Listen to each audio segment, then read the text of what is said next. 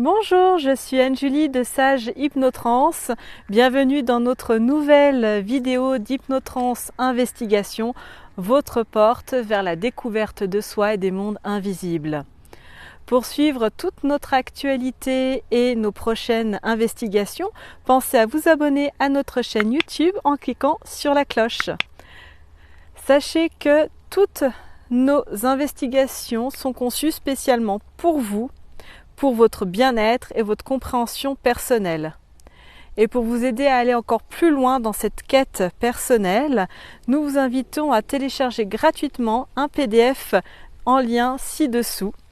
Celui-ci vous permettra de reconnaître et de surmonter les défis invisibles auxquels vous devez faire face. Alors, prêt à commencer votre transcendance ?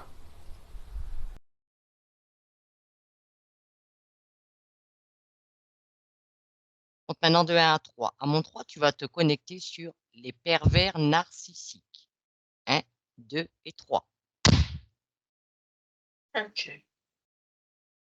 Alors, qu'est-ce qui te vient, Julie? Ce que je vois, c'est des hommes, mais aussi des femmes qui, comme s'ils avaient un masque, tu vois? Toujours une façade qui peut paraître agréable, sûre de soi.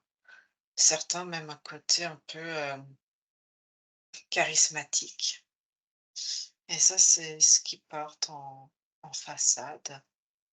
Mais derrière, je vois, l'homme, mais enfin, quand je dis l'homme, c'est avec un grand H, Mmh. hein.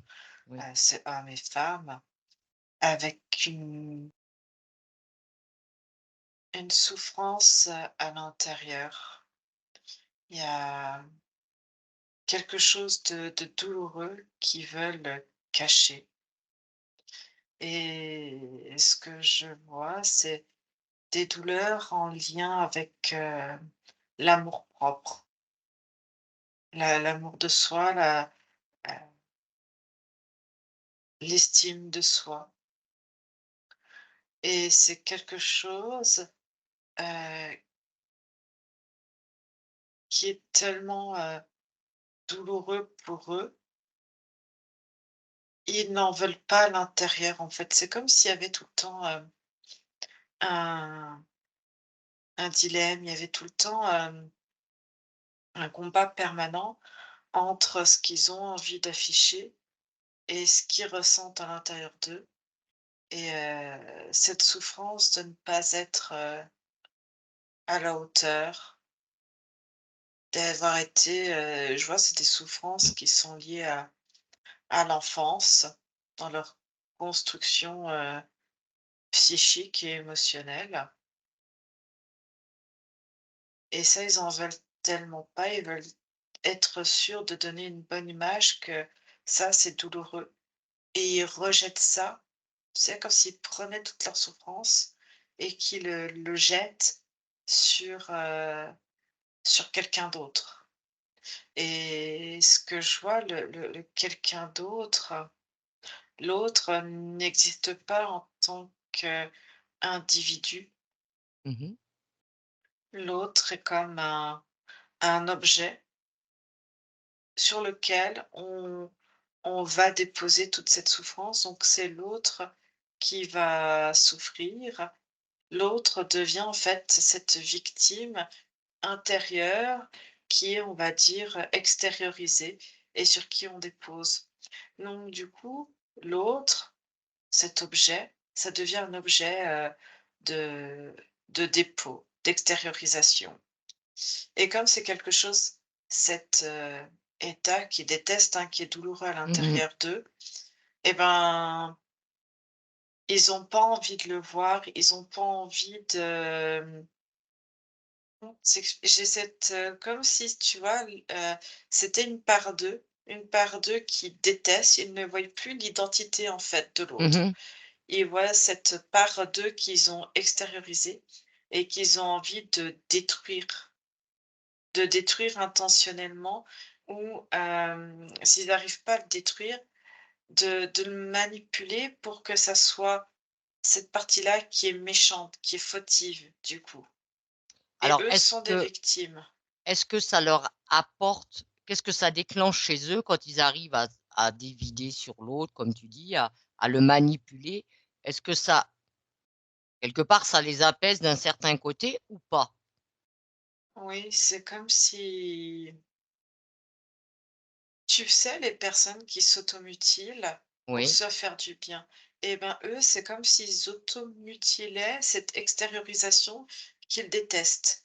Donc ça les apaise et puis ça a un côté, ils peuvent paraître narquois, manipulateurs, Mmh. parce qu'ils font du mal intentionnellement et en fait, c'est pas l'autre qui voit et c'est pas, l'individu qui va et qui ont plaisir. Certains peuvent avoir du plaisir à faire mal, mais en fait, ils ont pas plaisir à faire mal, de l'autre.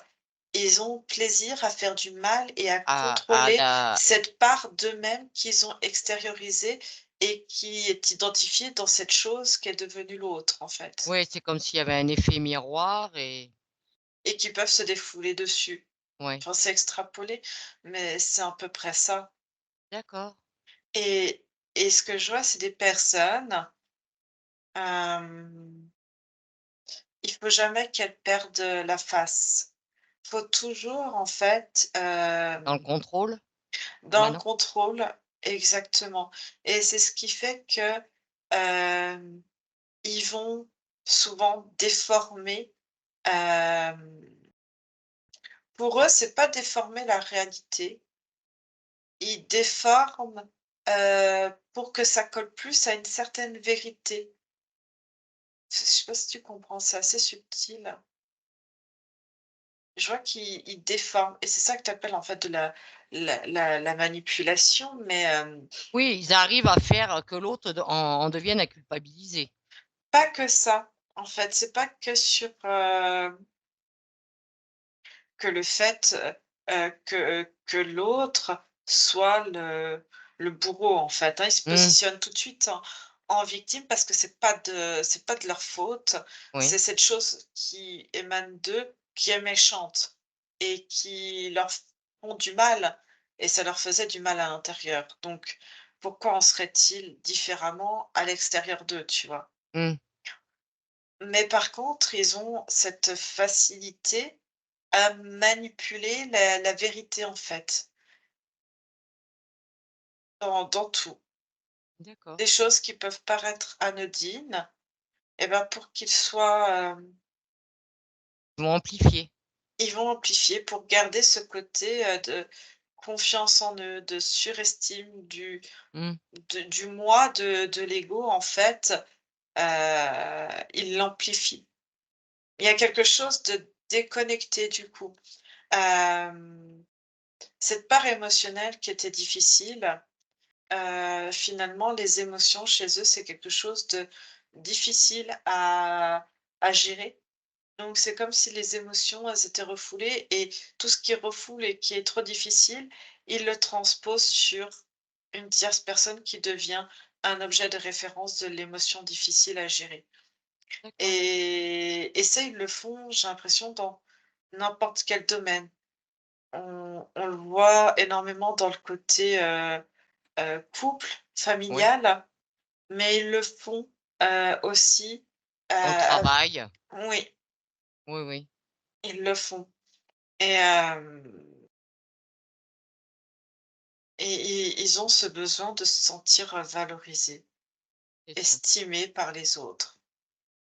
Est-ce qu'on peut, Anne-Julie, naître déjà pervers narcissique? Non, Non, non, ça se c'est met en place des à dans l'enfance? c'est ça, ce que je vois, c'est des conditionnements, des programmations de la psyché, du fonctionnement émotionnel liés à l'enfance, liés à des traumatismes, liés à des expériences.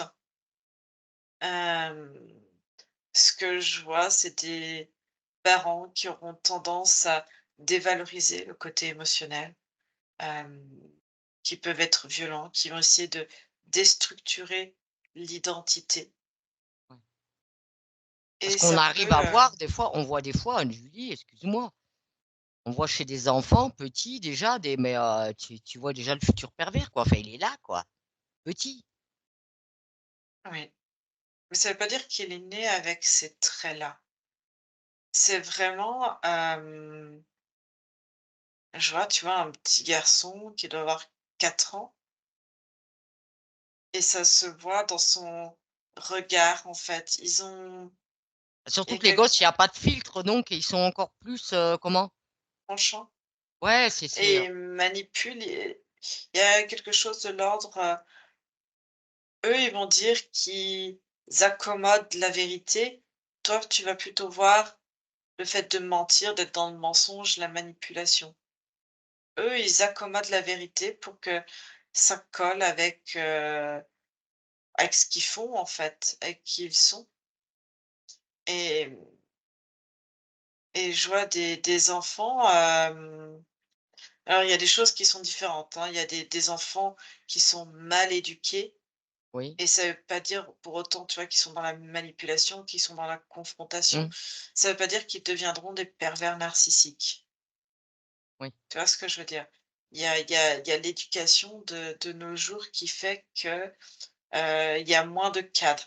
On n'ose plus imposer, de limitations, de cadres aux enfants et du coup, ils transgressent un petit peu toutes les règles parce que, bah, c'est permis à la maison, donc pourquoi, ça serait interdit à l'extérieur? Donc ils ont plus de limites.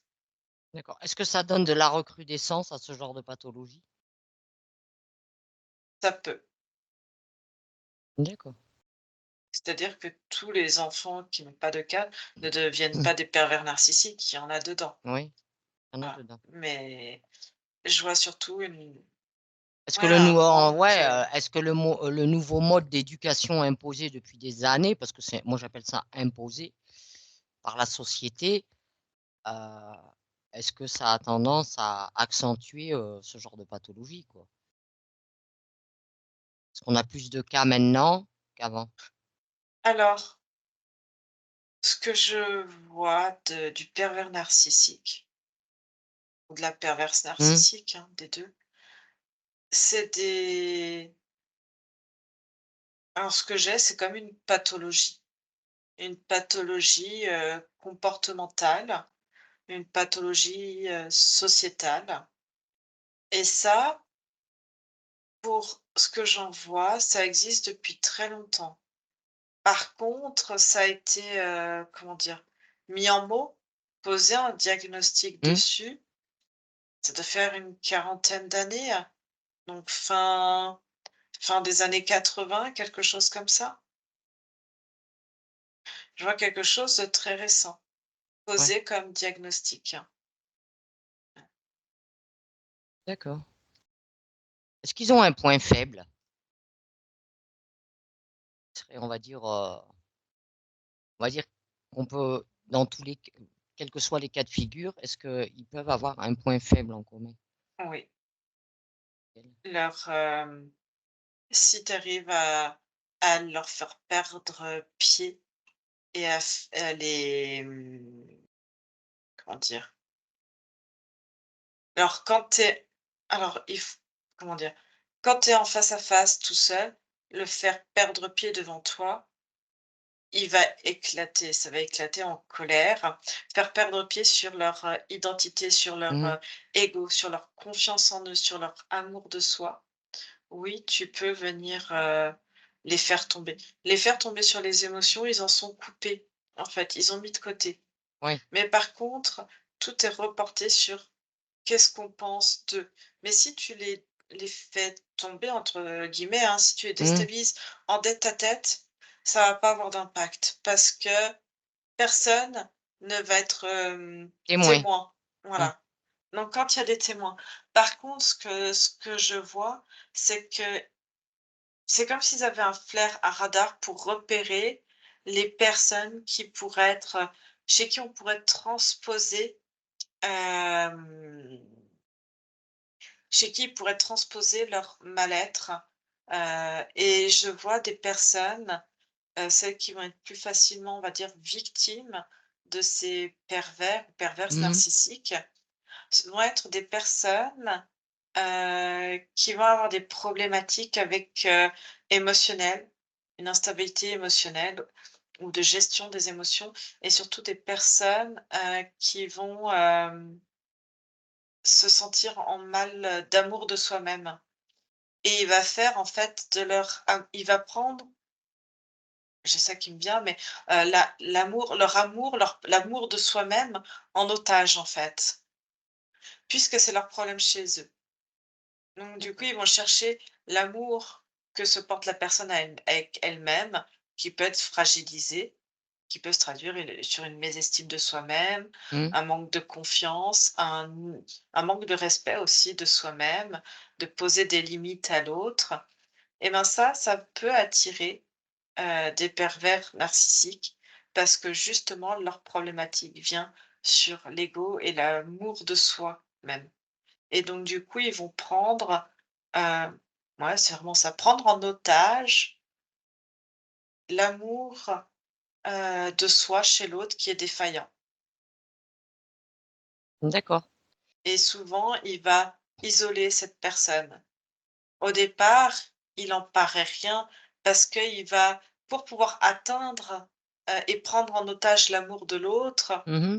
il faut déjà que, cette zone d'amour, en fait, se sente parce que c'est quelque chose qui est complètement, dévalorisé chez la personne qui va en être victime, est complètement déstructurée ou en mal-être, tu vois, Mmh. d'amour, en mal d'amour et du coup, il va comme emballer tout ça et il va se prendre pour un peu ce réparateur, ce sauveur, Ouais. cette personne qui va aimer l'autre plus que personne d'autre Mmh. et c'est comme s'il allait, faire rentrer en résonance. En fait, il va calibrer cet amour comme lui, il aurait besoin, en fait, le faire calibrer pour que l'amour de l'autre, au lieu qu'il soit en résonance avec, l'identité Mmh. de la victime, si je puis dire, Ouais.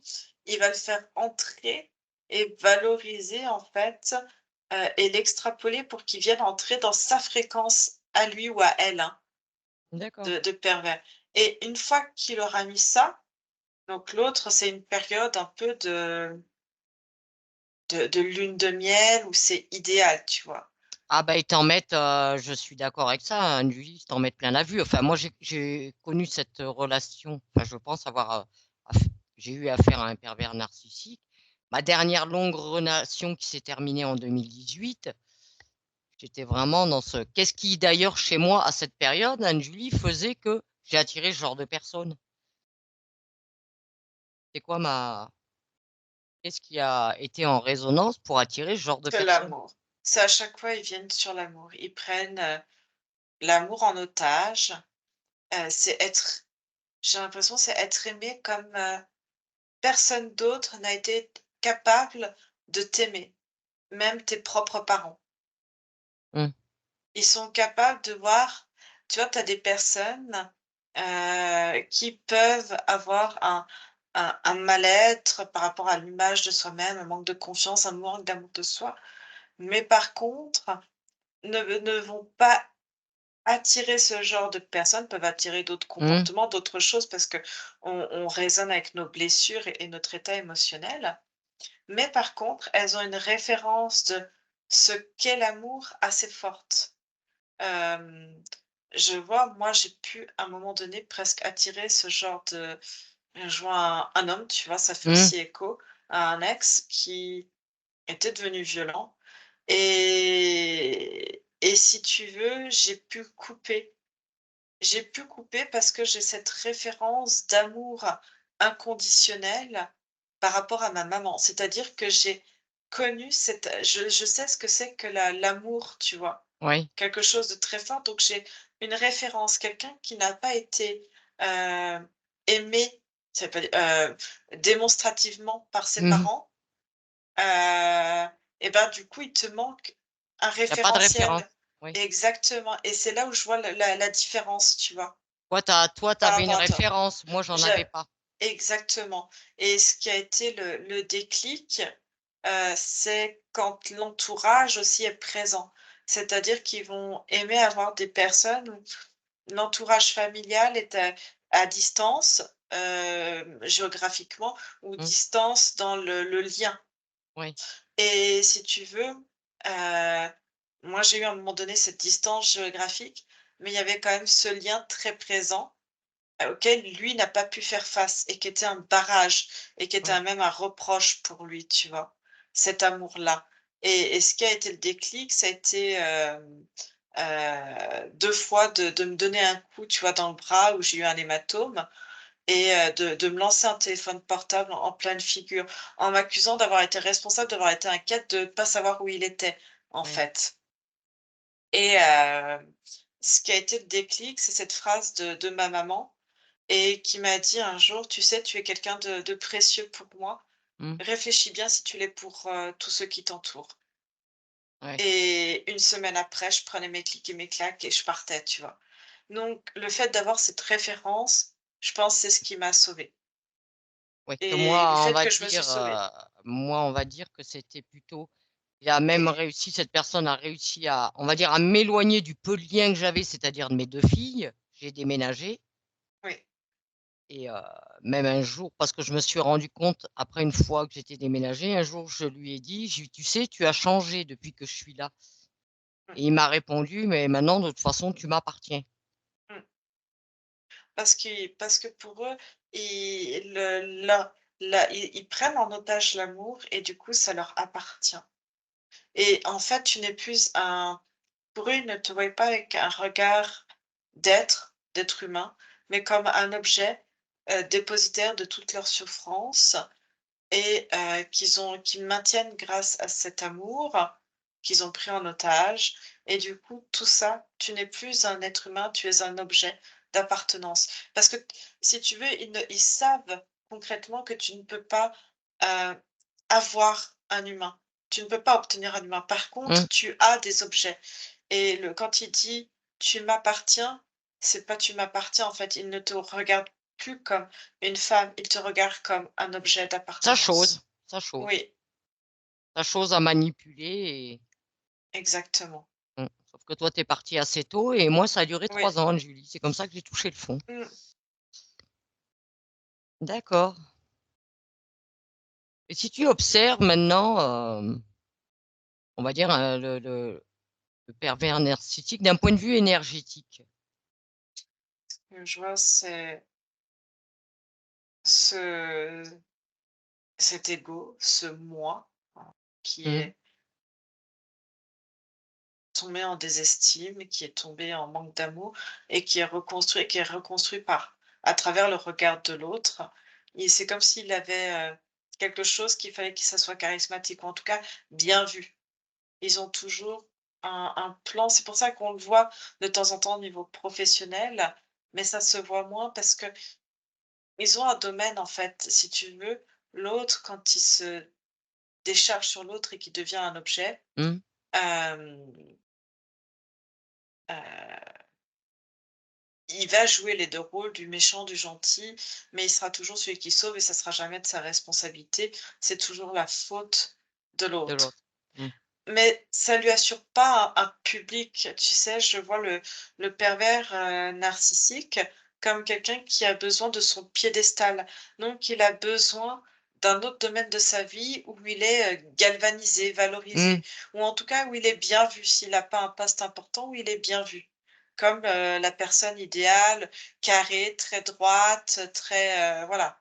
On vient pas sur un côté émotionnel, mais un côté, structurel Ouais, ouais, bah, j'avais ce cas aussi, hein. Cette personne était, dans le milieu et du travail très manipulatrice. D'ailleurs, quand tu l'écoutais, tout le monde était mauvais, c'était toujours lui le meilleur, hein. mmh Ils étaient tous mauvais, les employés, mmh. et très vraiment, mais dans des proportions démesurées, quoi. Mais très bien vu par la patronne, tout ça, Oui, parce qu'ils Adib. savent, ils savent dire les bonnes choses au bon moment. C'est comme ça qu'ils en fait, c'est parce qu'ils ont expérimenté le côté, être, celui qu'on déteste, celui qu'on n'aime pas, celui qu'on dévalorise et du coup, ils ont appris à se faire bien voir, à comment, se positionner et comment, se mettre en avant et décharger ce mal-être, intérieur, en fait. OK. Et d'un point de vue énergétique, il y a pas, tu vois, si tu montes sur des entités, des choses comme ça, il y a pas une entité spécifique à ce genre de comportement. Ouais. Il y a des entités qui vont se nourrir parce que, elles vont trouver de l'énergie dans le mal-être qu'ils vont transmettre ou qu'ils vont imposer à l'autre, à la victime, en fait. Généralement, ils vont être intéressés par les victimes que qu'il va faire, en fait. Mais je vois surtout, ouais, de l'ordre de l'enfance, hein, c'est vraiment ça. D'accord. Ouais, on va dire que les les entités, quelles qu'elles soient, hein, qui accompagnent ces personnes, elles sont diverses et variées et on va dire, elles profitent de la situation, mais est-ce que c'est elles qui peuvent déclencher ce comportement? Non, Non? non. D'accord, c'est Ce intéressant que quand je vois, même. c'est qu'on peut mettre beaucoup de choses sur le compte des Oui, entités, oui, mais pour autant, on est aussi responsable, on est de d'accord. notre attitude dans le physique. Et autant, il y a peut-être des pathologies, des comportements, des émotions bien spécifiques qui vont attirer peut-être des entités bien spécifiques ou beaucoup d'entités, mais pour autant des traits de personnalité ne sont pas forcément induites. Elles peuvent attirer, mais ne vont pas être induites par, tu vois? Mais plutôt induites par, nos traumatismes, par notre expérience, notamment liée à ces premiers mois, de Mmh. l'enfance. Et ce que je vois, c'est qu'un pervers narcissique ou une perverse narcissique, hem, c'est quelqu'un qui ne se remettra jamais en question. C'est quelqu'un qui est très conscient de ses problématiques intérieures, de ce qu'il fait subir, pas véritablement parce que je te dis l'autre n'est plus un être humain à son regard, mais Oui, un oui. objet. Donc pour lui, il ne fait pas de victime. Il est juste en train de détruire et de réparer à chaque fois, l'objet parce que c'est une facette de lui, tu vois? Mmh mh. Hem, donc le pervers narcissique, hem, sauf s'il y a tout d'un coup une grande prise de conscience et qu'il y a quelqu'un qui est capable, d'aller, on va dire, gratter là où ça fait mal et de le faire déstabiliser devant du public, Mmh. c'est quelqu'un qui ne se remettra jamais en question. Pour lui, lui n'a pas de problématique, c'est les autres qui en ont. Oui, oui. Et essayer de sauver un pervers narcissique qui, pour lui, n'est pas malade, qui n'a pas de enfin malade, je le comprends, de Mmh mh. souffrance comportementale, sociétale, ne se fera pas soigner et ne changera jamais, en fait. Donc Oui, j'ai à essayé. part, prendre ses jambes c'est en fait, c'est pas, tu vois, on dit prendre un peu ses jambes à son cou et de s'enfuir, mais c'est pas un acte de faiblesse que de s'enfuir face Ouais. à un pervers narcissique parce que on ne peut sauf un professionnel, tu vois? Personne ne pourra, le changer, le modifier. Et la fuite, c'est pas s'enfuir par, lâcheté, mais c'est s'enfuir par amour de soi-même et ça, c'est un acte, héroïque. C'est vraiment un acte, d'amour pour soi-même Ouais. et c'est comme ça qu'il faut voir, en fait. OK, Angie. Et il faut partir, faut Ouais, bah, je pense que c'est le mieux à faire, oui, bah, c'est ce que j'ai fait, mmh, j'ai mis le temps, mais est-ce qu'il peut y avoir, par contre, un facteur transgénérationnel? Parce que moi, par exemple, j'étais tombée dans un nid.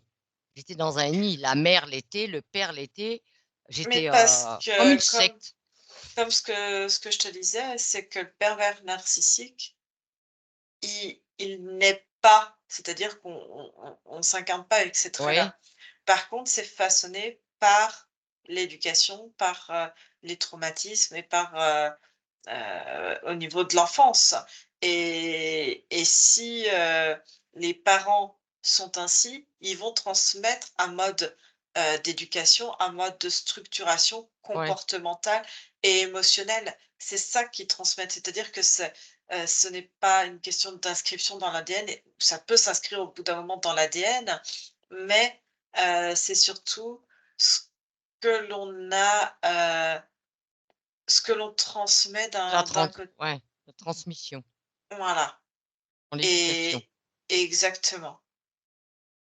Et il peut y avoir des pervers narcissiques qui n'ont pas de parents pervers narcissiques, mais de Oui, par, peut-être, le côté maladroit ou par le côté sévère, par une certaine droiture, vont créer, briser, oui, ouais, peuvent briser, enfant, l'enfant sur sa construction du moi et où il place les émotions et comment il se sent avec ses émotions. ouais, Voilà. bon. Ils peuvent, être responsables de la création d'une personnalité perverse narcissique. Qu'est-ce que tu pourrais, Anne-Julie, dire à ces personnes qui, quelque part, disent, on l'entend souvent: «Pourquoi j'attire toujours des pervers narcissiques?» Qui attirent constamment ce type d'homme ou de femme? Pourquoi c'est toujours, Souvent, que ça tourne en boucle? Qu'est-ce que tu peux répondre à ces personnes? je vois, c'est un problème d'amour de soi-même. Si on les attire, c'est qu'il y a quelque chose qui a attiré cette blessure, hein, qui a été décrite de déstructuration de l'ego et ils cherchent en fait, hein, à extérioriser et on devient cet objet, heu, pour eux. Et ça veut dire qu'ils ont pris en otage cet amour, c'est-à-dire que cet amour de soi, cette confiance, cette estime, ce respect de soi-même, c'est quelque chose de brisé, c'est quelque chose de déstructuré et ils ont le pervers narcissique a trouvé la faille et c'est aussi des personnes, si elles restent plus elles restent longtemps et plus elles sont sous emprise et puis c'est aussi compliqué, mais Ouais, c'est possible en c'est pas fait, hein, de irrémédiable. Mmh, c'est possible de s'en extraire et de s'enfuir et de se reconstruire, mais c'est prendre conscience que peut-être la personne qui est victime d'un pervers narcissique n'a pas ce référentiel de l'amour, en fait. L'amour, c'est c'est pas véritablement une émotion, mais c'est ce que je vois de l'amour, c'est un état d'être. Tu vois la différence entre mmh, une émotion et un état d'être? Et cet état d'être, qui est l'amour, cette sensation qu'on peut avoir de soi-même, on peut l'avoir d'un point de vue énergétique, mais c'est aussi quelque chose qui se transmet, l'amour. ouais, C'est un état d'être qu'on peut avoir, qu'on peut décider d'avoir et de transmettre et si les parents, par exemple, n'ont pas transmis, ce référentiel, cette démonstration, c'est la démonstration, c'est les mots d'amour. mmh. La personne ne va pas savoir ce que c'est que l'amour et être amour, en fait. Ouais, elle Être de va pas l'amour connaître la fréquence, elle va pas connaître, exactement. mmh, Donc c'est ce référentiel qui va être à travailler, en fait, sur soi. ouais, OK. Est-ce que tu pourrais donner des conseils de comment les détecter quand même, ces personnes pervers? Au départ, comme je dis, ça se voit pas tellement dans la relation professionnelle, sauf les personnes qui vont être dénigrées, puis tu as celles qui vont être, galvanisées Mmh, autour. Ça c'est pas dans ce milieu-là que le pervers va décider de choisir une victime. Ça peut, mais c'est très rare, parce qu'il a besoin d'avoir, comme je te dis, ce côté mis sur un piédestal c'est plus et dans la reconnu. relation a amoureuse.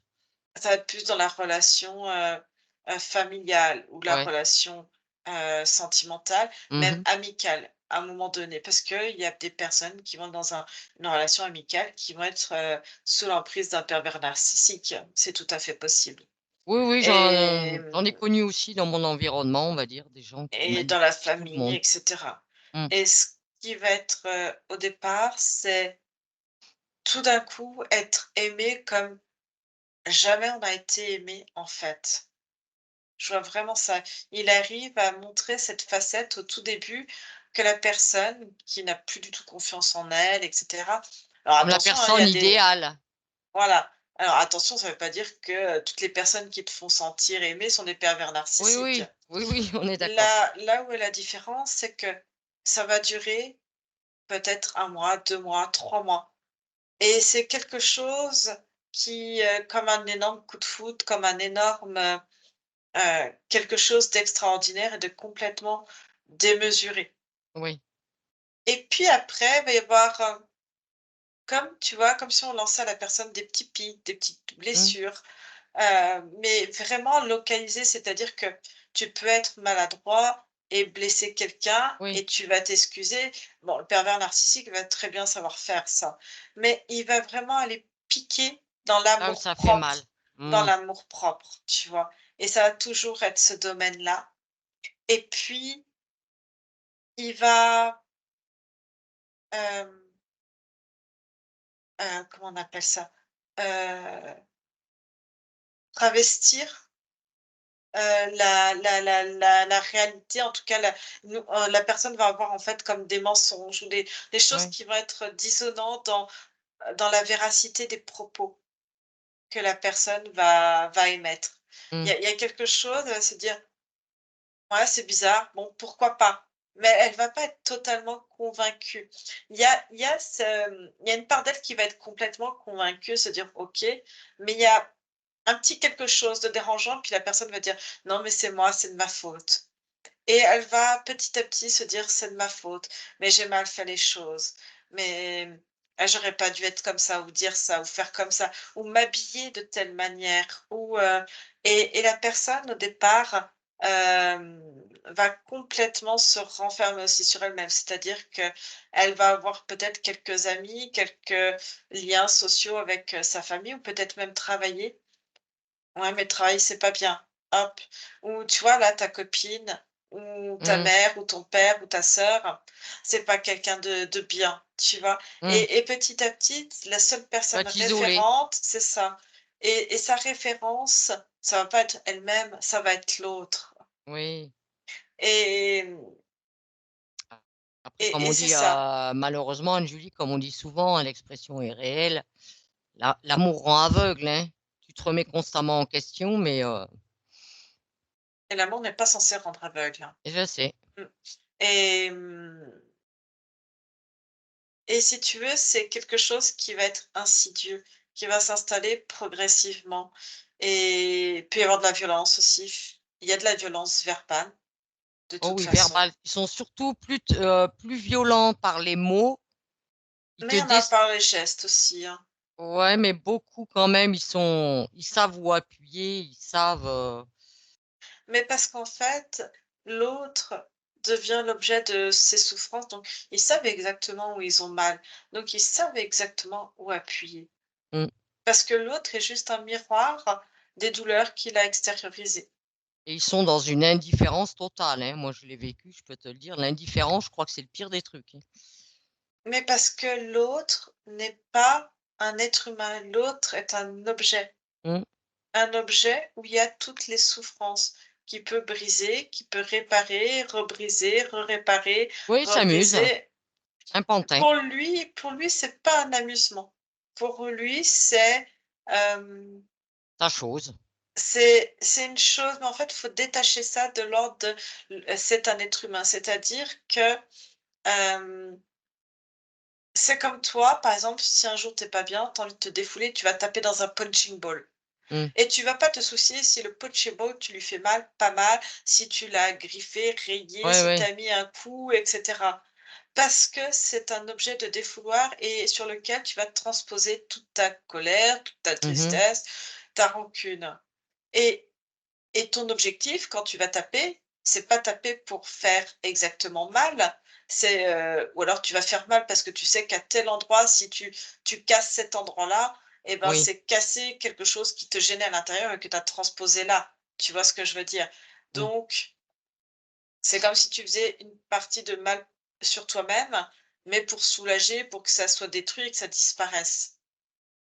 Ouais. Donc du coup, tu vas te défouler. Et c'est ce regard-là, en fait, c'est-à-dire que l'autre n'est plus un individu à part entière. Il est ce punching ball dans lequel il a affiché tous les mots en mots MAUX, hein, et mots MOTS, parce qu'il met des mots Oui. aussi dessus. Mais des mots L'autre sur les mots, oui. et voilà, c'est un peu et ça peut être désordonné, ça peut être tout ça et si c'est trop douloureux, il va casser, il va faire mal, pas par plaisir, mais pour se soulager, en fait, Mmh. ce miroir, en fait, hein, Oui, qui oui. est une part de lui. Donc c'est pas faire mal par plaisir, tu vois? Mmh. Il y en OK. a, hein, qui peuvent être encore Oui, plus pervers encore mais plus pervers que pervers, mais bon, oui. c'est vraiment ça. C'est pas le majeur pourcentage, oui. C'est ça, en fait, c'est pas c'est pour soulager et il va voir qu'il va casser, encore plus briser. Mais comme il va avoir cette image de ce qui est à l'intérieur, il l'aura détruit, encore plus brisé, ça peut le soulager à un moment donné et puis il va se dire: «Mince, c'est complètement brisé, je vais pas pouvoir m'en resservir de cet objet». Ouais. Donc il va falloir le réparer, le guérir, le remettre un petit peu, sur pied et Mmh. c'est pas par amour qu'il remet Ah sur non, non, non, je pied, comprends bien, c'est juste le remettre sur pied pour que ça soit réutilisable et réutilisé. oui, oui. C'est des personnes, de toute façon, ils ont jamais aucune culpabilité, rien, rien. Comme tu dis, les émotions, c'est Mais parce qu'ils ne voient pas l'autre mmh, comme, comme un être humain à part oui, entière. C'est un objet. Donc est-ce que toi, tu as de la culpabilité quand tu casses un objet parce que tu t'es défoulé dessus? mmh, Non? ouais, Bah, ouais, eux, c'est pareil. OK. Alors qu'est-ce que tu pourrais donner à Anne-Julie comme conseil pour s'en prémunir, ces personnes? Bah, maintenant qu'on a compris ce sur quoi il venait, Mmh. il vient, c'est réparer, en fait, cet amour et réparer cet amour de soi-même, en fait. Bah, je pense qu'on peut aussi conseiller aux personnes qui vivent, ce genre de situation, bah, c'est déjà barrez-vous, hein, cassez-vous, ne culpabilisez pas de ça. Par respect pour vous-même déjà, bah, sauvez-vous, hein, je pense, hein. Là, les personnes ne sont pas dans quelque chose d'être dans le respect ou quoi que ce soit. C'est des personnes qui sont complètement, anéanties, qui sont Ouais, complètement détruites et c'est juste leur dire: «Vous avez le droit de partir» et et puis hem c'est un instinct de et survie que vous normalement. êtes, cet instinct de survie, la survie, tout est remis dans les mains de l'autre donc c'est Ouais, comme s'il y avait plus d'identité, mais en fait, si vous êtes quelqu'un et vous êtes quelqu'un d'important et quelque part, vous avez eu des amis, vous avez eu quelqu'un pour qui vous étiez précieux, tu vois? oui. Et Et quand même et si on rattachez-vous à ce côté, vous êtes précieux pour quelqu'un et un autre avenir, si vous décidez de vous réparer, un autre avenir vous attend et est possible. moi j'avoue que ce qui m'a fait faire le pas, c'est, quand j'ai vraiment conscientisé, parce que je suis quelqu'un qui me remet souvent en question, qui analyse tout. Quand j'ai vraiment conscientisé que je me reconnaissais pas, j'avais perdu toute ma personnalité, j'avais plus d'identité, quoi. J'avais tout Tu es perdu. devenu un objet. Ouais et là, ça a été un déclic, on va dire. OK Anne-Julie. Bien. Est-ce que tu vois autre chose d'important à préciser sur, ce genre de pathologie? Non? OK. Alors Anne-Julie, maintenant, tu vas complètement te déconnecter